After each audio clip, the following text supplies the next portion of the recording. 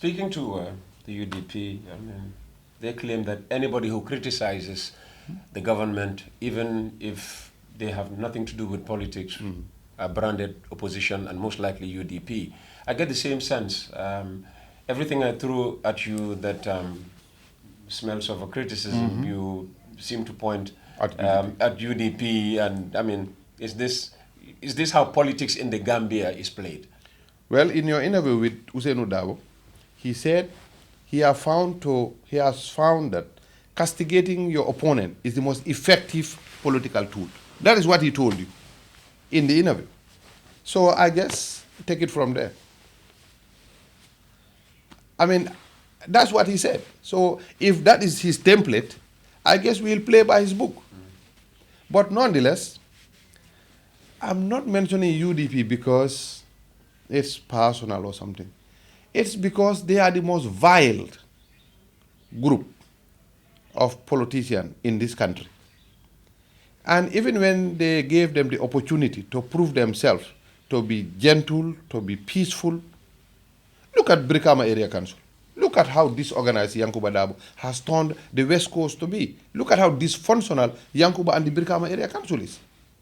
They are so focused on petty politics, petty fights, focused on creating that dissatisfaction in the population, hoping for an uprising which never will be coming, and not focused on the work. Look at the issue of refuse in these municipalities. Look at KMC. Just parking up a few flowers around your office. Look, they talked about building roads. Which road has they built up to today? They're busy blaming the NRA. Probably because the NRA is throwing hurdles in their way. The NRA cannot throw hurdles because of their budget. It's unrealistic. They said $300 million. The cost of building a road is about 25 to 30 million per kilometer. So if Talib and his group announced to the KMC that they have a budget of 300 million to build roads in KMC, it's fallacy. In reality, that is 10 kilometers, if any. I mean, 10 kilometers within KMC. So he knows it is false. He is not intending to build any road.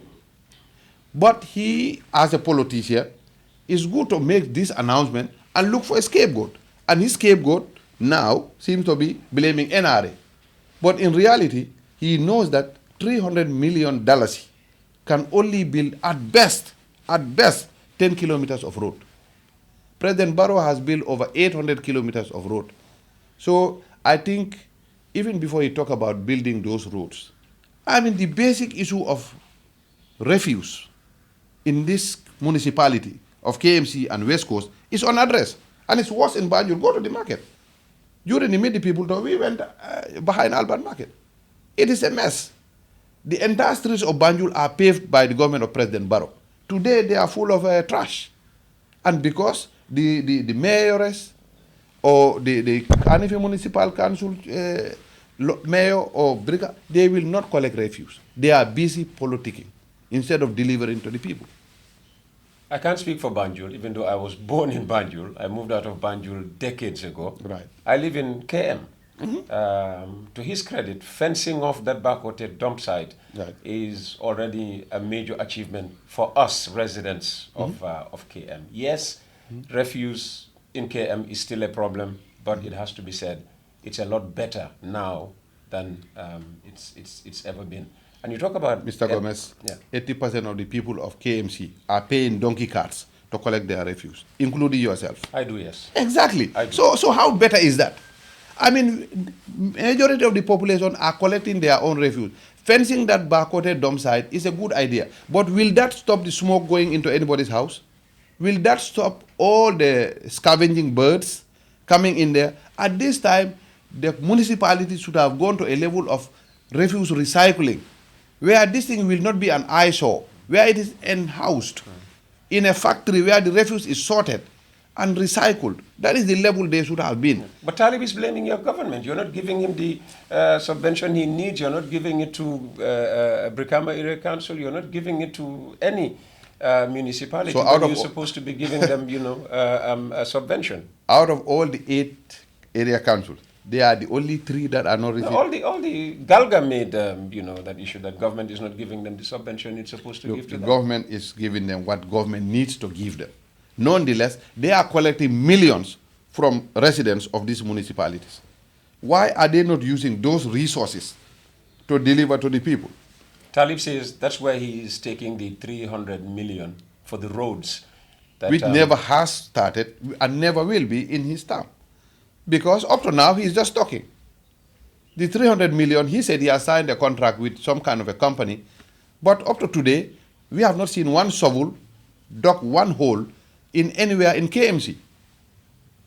I mean, they're just talking. He's not realistic. Even if we are to be real, it is just 10 kilometers. What will that do for KMC? Central government is supposed to work with local government.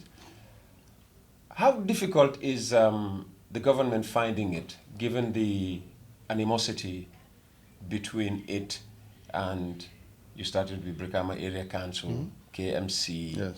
Banjul, Right. and where else? I think the LRR? LRR. Yes. LRR. I mean, how difficult is government finding it to implement some of its projects and activities in these areas? For instance, when this road clearance started in KMC, it caused problems in Joshua, the starting point. Look, I do not intend to speak for government, but you are part of government. Yes, happily so. And the area councils that are led by UDP mayors and UDP chairpersons are not bent on development, because for them, they are not bent on any kind of development, because the mindset they have is any development will give credit to the central government. If they collect refuse, the people are going to be happy. If they are happy, they are going to associate it, yes, with them, but it's going to be associated with the government. If they ensure the drainage is happening very well, there are no floods, it is credit to the government. But they are not bent on development. They are bent on petty politics. I mean, we have all seen the worst is West Coast anyway, Yankuba Dabo. He is the worst in terms of engaging in petty fights. And with who? Well, with anybody he can have. With anybody he can have a fight with. I mean, his intention is to be as chaotic as possible. That's why he was part and led the 3 years Jotna, to create as much chaos as possible. They're just looking for a scenario where the environment will be ungovernable, just as dictated by their leader, Usainu Dabo, who said he will make the country ungovernable. This is all part of their grand style, their package. When Usainu said he'll make Gambia ungovernable, I mean, he is not going to bring the sky down. Ungovernable means to be as chaotic as possible. And that grand package includes the lifestyle of Yankuba Dabo, making West Coast chaotic, underdeveloped, and it's the same thing in West Coast. Yes, Talib may sound gentle. He is not confrontational now, but of course he was. We all remembered we had to get paramilitaries go into KMC. I mean, these people are. Why did you need paramilitaries to get into KMC? I mean, look, I don't have to go into that, but we all know when they denied the legitimately appointed CEO from her office, they denied Senator Martin from entering the place. And her appointment came from the ministry, from the council. That's the local government council. Appointment of CEO does not come from the mayor or the municipality. It comes from the local government council, commission. So they denied legitimate personnel entering our office. So the government must ensure every citizen is protected. And that was the reason. So whether it's Talib or it's Yankuba Dabo, they are bent on making Gambia or these municipalities as chaotic as possible, as a mean of distracting the population from their core function. Their core function of collecting the trash.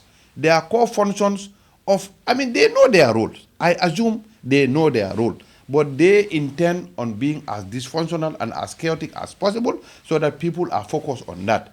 And blaming the borough administration for everything. And now even announcing projects that in reality, they are unrealistic. They never intend to implement them. Let him implement 1 kilometer if he cannot do the 10 kilometers. At least a kilometer.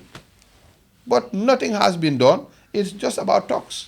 If he invites you to the groundbreaking for, the commencement of road construction will you attend just to... Yes.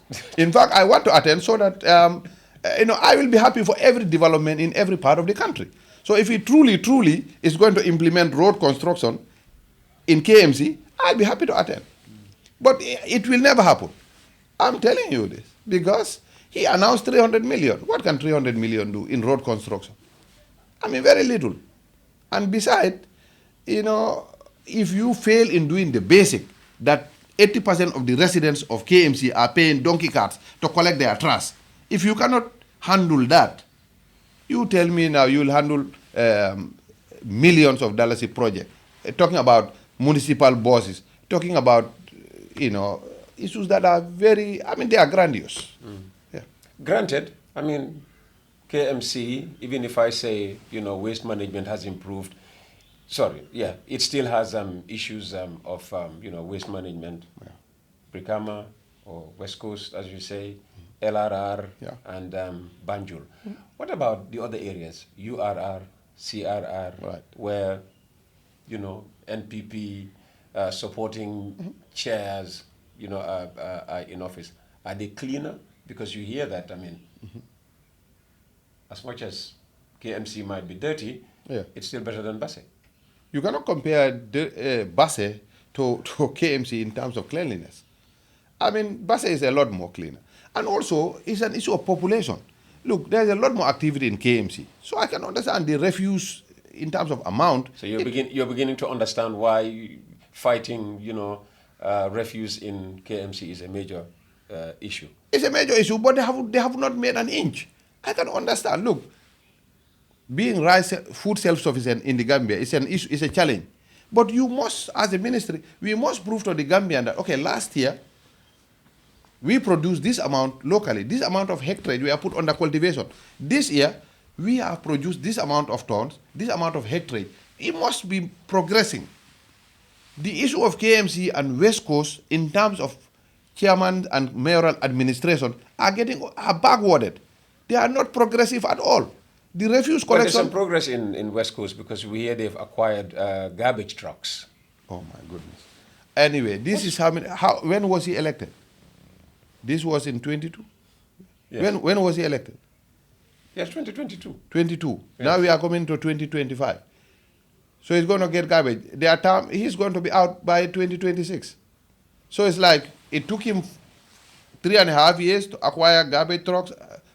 Come on. Even the garbage trucks in KMC, how much, in terms of percentage, how much have they improved in terms of trash collection?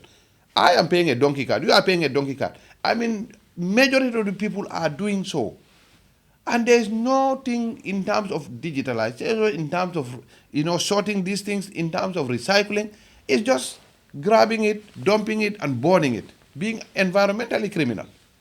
Go to West Coast. They are dumping it next to people's houses. We all had those complaints. They're not even environmentally conscious of what actions they are doing. So, look, I think the populations of West Coast and KM have seriously regretted voting in a UDP-led council. These councils are as bad as a UDP government would have been. So this is a microcosm of what Gambia can expect if UDP were to be in government. The Gambian people, I make it very clear, what you see in Yankuba Dabo and West Coast is exactly what you will see in Ousainou Dabo and a government. Chaos, confrontation, indiscipline. This is exactly what you would see in a UDP government. So thank God, God has given us a film of what a UDP government would look like. And we have all seen it. And that is why the majority of the Gambian people have rejected a UDP as a party and Ousainou Dabo as a party leader. And for sure, next election, Yankuba Dabo and Tali will be rejected because the population needs development in a peaceful environment. And they cannot offer either of that. And who's the NPP going into that election with in 2026? His Excellency President Adama Barrow is our undisputed candidate for NPP for 2026. And in fact, we are the only party who happily can announce our party leader and our candidate.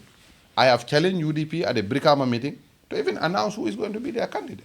They cannot even announce a candidate as of now. You should have asked Usainu Dabo if he was going to be the candidate. He cannot tell you a clear yes. They select their candidates at a Congress. Well, we all select candidates at Congress. They are going to have Congress next week, and still, well, we'll see what happens. We'll find out, after the Congress has taken place. So, how do you see all this third-term debate? Well, there is one thing I want every Gambian to know. The Constitution is a book that you do not have a choice to pick what you want, like this and dislike this part. You must respect it as a whole. There is no a single constitution in the world that every citizen is happy about. Even the constitution of UK does not have a constitution. The United States or any other country. This is the collective will of the country. This 97 constitution that we have went to a referendum in this country and passed overwhelmingly. I may not like certain parts of that constitution. You may not. Usainu Dabo may not. Anybody else is the same. But we must respect it because that is the binding material that makes us Gambia. It is the guarantor of peace and stability of this country. As far as I know, the 1997 Constitution allows whoever is the president, not President Barrow, allows whoever is the president to go as long as the people of the Republic of the Gambia elects you. And until that change, I choose to respect the Constitution. And so doing, His Excellency President Barrow has the right to go in for a third term, or even more than that, if he chooses to, and is the one chosen by his political party. So, as far as the Constitution is concerned, the Gambian people knows this clearly well. I'm not talking about the opposition elements who are talking about no to third term. I'm talking about the genuine Gambian who is looking for peace and development. That the Constitution so whoever is in opposition is not genuine Gambian? No. Opposition, look, I was opposition. President Barrow was opposition. To be opposition does not mean you are not genuine Gambian. But to disrespect the Constitution, you are not a genuine Gambian. You cannot pick and choose what to agree, what to disagree with in the Constitution. If you do that, you are not genuine. If you have to respect the Constitution, you have to respect the Constitution as a whole. You cannot pick and choose. I mean, there are certain things in the Constitution that I may not agree with. So, if the Constitution allows the sitting president, I'm not saying President Barrow, if the Constitution allows the sitting president, the incumbent, to go for a third term or fourth term, so be it. If we choose to change the Constitution, whatever is inculcated or encapsulated or encompassed in that Constitution is what I will respect. But until then, the Constitution we have allows the incumbent, His Excellency President Adama Barrow, to go in for a third term, and President Barrow is our candidate for 2026 on question, and he will go for his third term. And if we need or choose him to go for any other term, he so will. But until the Constitution is changed, this is the Constitution that I, as a citizen of the Gambia, will respect. And also urge every Gambian citizen to respect the Constitution. You keep making the point that unless the Constitution is changed, of course, there are efforts by the government to change the Constitution. Exactly. But of course, the draft has triggered all kinds of talk. Mm-hmm. Of course, you were there, you're part of the people who came up with it. Can you understand the reaction of the people to the Constitution? Yes. To the draft Constitution, I should say. No, it's not a Constitution. Yes, to the draft Constitution. Yes. Yes, and sadly, I heard Usainu call it the Barrow Constitution in your interview. Barrow Papers. Yes, he called it a Barrow paper, which is very condescending. Look, he has to understand the 2020 Constitution that was drafted and submitted to the National Assembly was rejected by the National Assembly, not by Barrow and his cabinet. It passed Barrow and his cabinet. It went to the National Assembly. It was rejected there. And they're still politicizing and blaming President Barrow for that constitutional failure, for the failure of that constitution to pass. Yeah, they're saying he orchestrated the failure. I mean, how can he orchestrate? By dividing what was a majority UDP legislature. Look, he appointed all the ministers in the cabinet at the time. If he wanted, the easiest way to have undermined it was to have get it not past the cabinet. He is the chairman of cabinet. If he wanted to undermine the constitution, he would have undermined it in cabinet. Why allow it to pass from cabinet, go to National Assembly, and the UDP MPs voted against it, and they still cannot muster to accept that they made that constitution to fail. That constitution failed because of Ousainou Darboe. And this constitution that we have... It failed because of Ousainou Darboe? Yes. How? Because of who voted against it. Barrow had no MP at that time. There was no Barrow MP in the National Assembly. They were UDP voted members of parliament. Were they NPP MPs at that time? No. There was no NPP parliamentarian. They were UDP elected members of parliament. So whether they were not supporting UDP agenda, that is a whole different discourse on at another time. Some had already defected. Well, defected to who? To where? Well, they were branded independents at the time because NPP had not come up yet. Well, Mr. Gomez, they were UDP elected members of parliament. True, absolutely, I agree. They voted and collapsed that constitution. So let Ousainou Darboe and his UDP take responsibility of the failure of that constitution first. And now coming to this 2024 draft, even before it is tabled, he has announced that his parliamentarians are going to vote against it. So he is not even willing for a compromise. Look, constitution is about paper and writing. What is written there is written by the people. Why don't we allow the process to start and we improve it as we go? We mature it. Ousainou Darboe was the vice president when this government started. He was foreign minister. He had control over the National Assembly. Majority of the parliamentarians, even before we talk about this defection. He said he did everything he could to avoid being seen as undermining the president, trying to play president. Oh, but he succeeded in getting them to change age limit so that he can be vice president. Because that was the first thing he wanted his parliamentarians to do. The change was not for him. It was for him. I had his interview. No, it was for Fatoumata Tambajang. No, look. Initially. Look, Fatoumata Tambajang is not over age. The bottom line is, he couldn't have been vice president. So... Neither could Fatoumata. They put Fatoumata as vice president. But for him to be vice president, he was over age. They had to change that. He admitted it in exactly. the interview. So at that time, he could have been able to change most of these laws that he's criticizing today. He had the opportunity. He's the party leader of UDP, had majority in parliament. So you don't believe him, apparently, when he said that he tried to avoid being seen to be undermining the powers of the president by trying to do certain things. Look, he can say that to people who are not in this country or who are not following politics. We all know how he undermined the authority of His Excellency President Adam Barrow. How did he do it? I mean, that is a discussion for another day. But one thing for sure, he has always wanted to be president, and he shall remain wanting to be president forever. So that has never changed, even when he was a vice president or a minister. And of course, it was obvious to every Gambian, you know, how even after the presidential election, President Barrow was elected on a coalition ticket as an independent candidate. When they went into parliamentary election, the arrangement was these parliamentarians should have been on independent ticket, just like the president, so that everything would have been transition. But he was the one who insisted that these people are going to be party-based, knowing that the president was not party-based. The president was independent. But he wanted to get parliamentarians under the ticket of UDP that he can control the National Assembly and control authority. So for him to say he never acted in any way to undermine the authorities of the president, he can say that to people who are not politically inclined or who have not been paying attention. We have been paying attention. And we know he has tried to undermine the authority of the president, and he is up to today trying to undermine the authority of the president by sitting a former vice president saying that we will make this country ungovernable.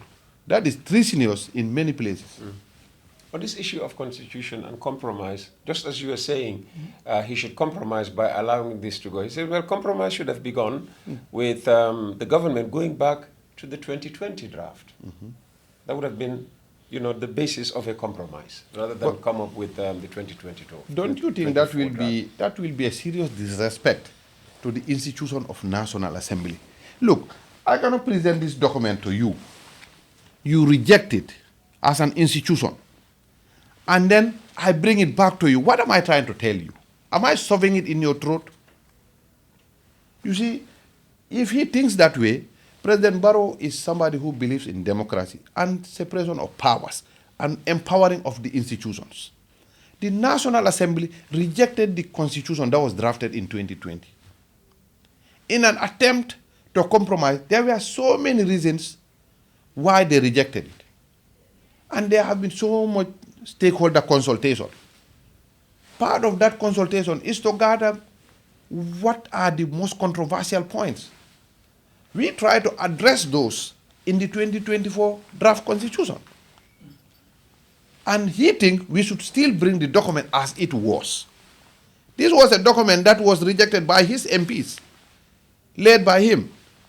And today he is asking us to bring the same one. Whether we brought that one which he rejected or bring a new one which he has announced he will reject, the man is bent on rejecting anything.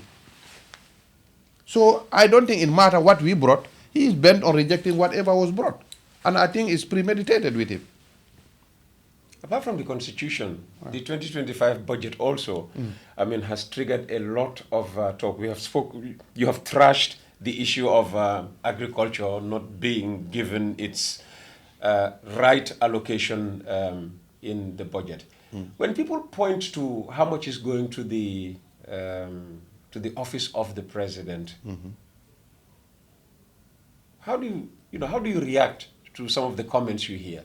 I think most of the people who comment, let's say the regular Gambian citizen, I thank them for commenting because I want citizens to be engaged. It is good that citizens are paying attention to budgetary issues, But look, the budget that was sent to the office of the president is less than 5%. I think the percentage is out here. It's very reasonable. And when you say office of the president, unlike the misinformation coming from the UDP that the fees money of the president is $150,000 a day, because this is what they've been peddling out there. Look, the office of the president is not the president alone. This is where we have thousands of people working there. Can you imagine the amount of security personnel at the office of the president? Can you imagine all other support staff? When you talk about the budget, this 150, this talks about banquets. This talks about events with foreign visitors, foreign head of states or dignitaries. This is where cabinet issues are addressed. We are having a meeting almost every Thursday. We have a meeting. This is where all that costs come from. Can you imagine the energy cost that goes in here, the maintenance cost, all that thing goes into this so-called 150,000 that they took the budget and divided by 365 days and said this is the fees money. As if the office of the president, all they do is only fees money. It is the lowest they can go to misinform the citizenry. The amount allocated to the office of the president is as reasonable as you can have. Look, president, you heard Ahmad Ba even mention this in one of the tours. This is one of the most humble men you can find in this country. As a president, you go there, you have only 2 or 3 at the most, different dishes at the lunch table. Mostly 2, if at the most 3. This is at presidential level. In some other places, even at the governor's residence, you will have about 5-10 different dishes. But the man is so humble that what I eat at home is exactly what is being dished to him. Would you like to see him have 5 to 10 different dishes on a daily basis? Even if I did, he will not allow that. He is too humble to even get to that level. Unlike the opposition elements that would, if they come to this office, they'll be extra. Their level of extravagance will be, it will be an eyesore to you. It will be unbelievable. You think if people think that this government is using up a lot of money, we should wait until any of the opposition get into the office? Exactly. And then what will happen? We will be biting our fingers, wishing that you people never left office? Of course. It is very obvious that, if not for a humble person like President Adama Barrow, if we have opposition elements like Mama Kande, Usainu Dabo, of course not fringe elements like Esafal or the others, who are just on the periphery. These opposition leaders sees himself as the next president. Well, he is delusional, so it's understandable. It's okay for him to say those things. It's acceptable. The guy had less than 1% of the votes. I mean, we have 900,000 registered voters. In fact, 1% is 90,000, and he did not even get 90,000. He only got 1% of the people who even voted. So he lost even Kersering where he lives. I live in Kersering. He lost even the police station where I live. There's not a single police station in the entire 1,881 polling stations in the Gambia. He did not even win one polling station. And he thinks he can be president. So for people like us who pay attention to the politics of this country, Esafal cannot even name you a village after Tabokoto. If you cross Bara, he cannot tell you the next village after Bara. And you think he can be president. President of where? I mean, but that's for us to handle, when we get to the field. But I'm just telling you that people like Esafal going to his Congress describing that people who had nothing becoming into government, their stomachs get big overnight, enriching themselves, using very condescending languages. If you have no respect for authority and you are looking for authority, you never shall be there. And when you are, people are not going to respect you. So the language that Esafal spoke at his Congress is unacceptable. As a lawyer, it's borderline rude. As a lawyer, you'd think that he would know what language to use. Maybe he's sure of what he's saying. Well, the language is not illegal, but it's immoral. It's one thing to speak something that is legal, but it's another thing to speak language that is immoral. Slavery was not illegal, but slavery was immoral. Right? So it's one thing to be illegal or immoral. His language was legal, but it's immoral for him to speak like that to authority. As we begin to round off this conversation, we've already done 90 minutes. How do you see the opposition in this country? Of course, we know how, what you think of UDP. Right. I've heard SFL in there. I've heard GFA in there. What about the others? There was. I had Mama Kande say no to Tata. I mean, why will he say no to Tata? Look, if they are sure of their strength, and the people are going to vote for them. Yeah. Again, let me just say, just as you say, slavery was not illegal, but it was immoral. Yes. In present day politics, yes, third term is not illegal, yes, but it's not just taken to be good practice. Oh, good practice, say who? Germany does not have a term limit. Are we more advanced than Germany? No, UK does not have term limit. UK, yeah, that's where I'm coming. UK does not have term limit. Yeah. Are we more advanced than UK? So when you say best practice, from where? I mean, even the constitution you're working on will limit it to 2 terms. So let's just say that's the acceptable modern way of governance. But let's move on with your views on the other part, on the opposition generally. No, I think the opposition in the Gambia is not genuine, because what we expect from the opposition is inform the citizenry clearly, give them correct information, inform them of what you think is not going well, but inform them of what's going well. But if they choose not to inform them of what is going well, do not misinform them. And we don't expect opposition leaders to disrespect the constitution. For any opposition leader to say no to third term, you are rebellious. You are going against the constitution. If you are an opposition leader, you say no to third term, that means, okay, I don't respect this part of the constitution. What else do you respect in the constitution? If every Gambian has the option to choose what to pick and choose in the constitution, will we be a society? We are not going to be a society. We are governed by a set of rules, and those set of rules are called constitution. So the fact that the opposition itself should have come and say, look, yes, I may not want Barrow to be a candidate for third term. However, the constitution allows it. What I will tell you as voters, vote for me. If I become the president, I will work to ensure that it is embedded in the constitution that nobody goes beyond 2 terms. Then that is genuine. But to go and tell the population that not a third term, you are inciting some kind of a riot or something against third term, it's not genuine. And so I will not find them genuine. To his credit, President Barrow, he launched the national dialogue. But having spoken to the opposition and talking to you now, you ask yourself, has it worked? The national dialogue, the spirit of, building bridges across political divides. It Well, seems to have been an exercise in futility. look, I don't think it's an exercise in futility. The purpose of the dialogue was to create a platform not only for politicians. Look, that platform includes religious leaders. We have different religions in this country. It includes farmer organizations. It includes issues between farmers and herders. So it encompasses a lot of flashpoints. Flashpoints are not only UDP, NPP, GDC, A, B, and C. There are so many potential flashpoints when you are governing a society. And we think this dialogue has addressed a lot of those flashpoints. The political divide exists because we have an opposition that is extreme. Extreme? Yes, extreme. I mean, if an opposition, you said Dabo announced in Gunjur that local government election, had they lost, they will announce their own results. That's when I said at our NPP bureau, if you announce your own result, we will declare you a rebel and then you will be addressed accordingly. How can you, a statesperson, say we are going to announce our own results, undermining the credibility of the IEC? Undermining credibility of IEC is tantamount to creating civil unrest.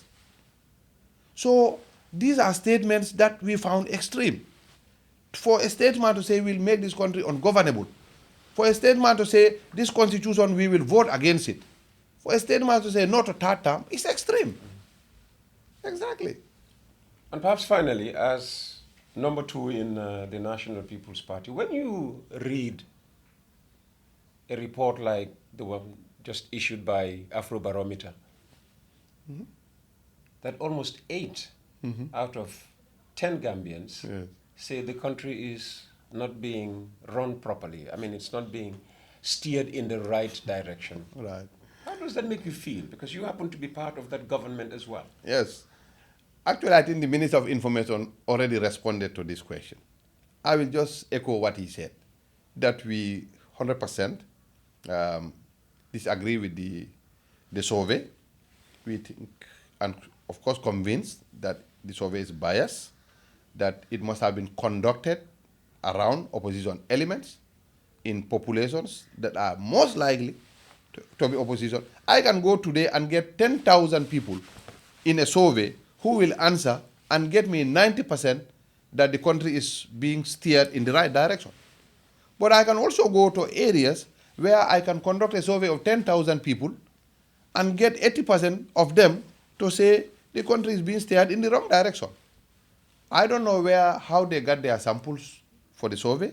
I don't know what locations they did that. But I live and breathe in this country. We've just concluded a tour of the entire nation. We speak to every passing segment of the society. And for them to have 80% of the population think that the country is being steered in the wrong direction is entirely false.